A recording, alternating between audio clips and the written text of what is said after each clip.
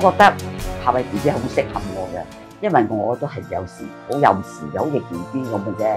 即係 BB 咧係天真嘅，係唔會有啲蠱惑嘅嘢嘅，個心係好善嘅。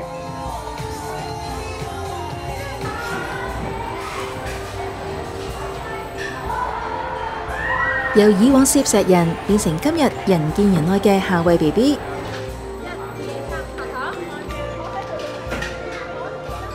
除咗因為真誠、關心社會同年青人，亦都唔少得每年裝頭炷香嘅百變形象。本來咧我就係唔會着啲衫嘅，咁咧一早咧啲人就揸住啲香啊點着晒，就燒到頭髮啊乜嘢都冇晒。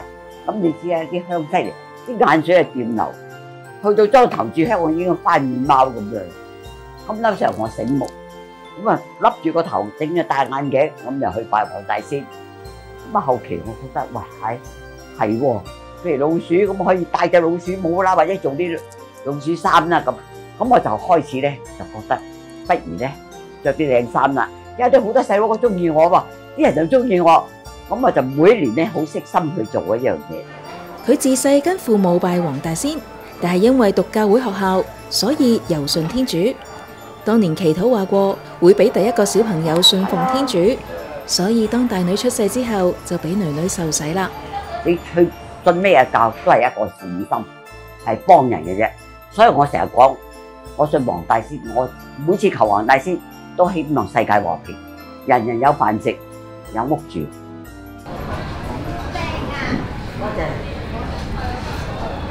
對黃大仙虔誠，對打扮堅持，感情路上佢同樣堅定。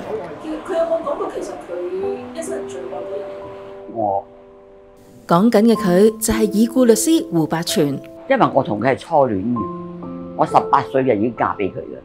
嗰陣時我覺得名分乜嘢都唔重要，只要嗰剎那間佢係對我好，不能離開我嘅啫。夏威 BB 同已婚嘅胡百全愛得轟烈，雖然無名無份，但係都為佢生咗6個小朋友。當時胡百全嘅正室喺療養院，仔女又喺外國，所以佢同夏威 BB 一家形影不離。個個都笑佢，不要江山愛美人。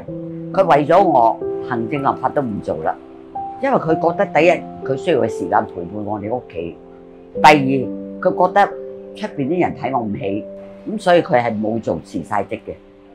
但係胡百全晚年健康惡化留院，正室嘅仔女申請禁制令，唔俾夏威 BB 一家去探。生離仲慘過死別，我覺得人生咧係完全冇希望，即係乜嘢都冇。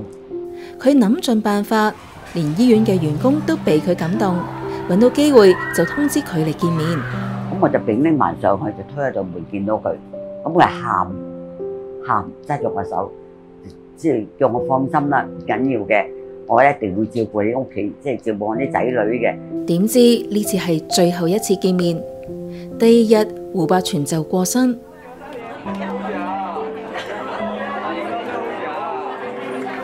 其實胡百全一直承受住嚟自正室嘅家庭壓力，夏威 BB 都一度覺得係自己負累對方，匿去修道院，但係被胡百全追翻，又試過自殺，好彩及時救翻。死唔去嘅時候，我要覺得我要重新振作，我要為乜呢？我點解要將我自己個生命犧牲咗呢？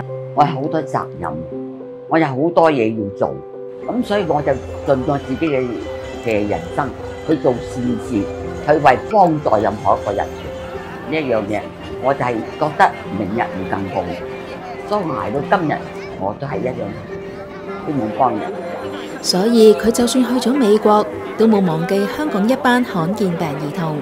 盡我嘅責任幫你哋做嘢，OK 2023年初回港，即刻抽時間同罕見病家庭去迪士尼玩足1日。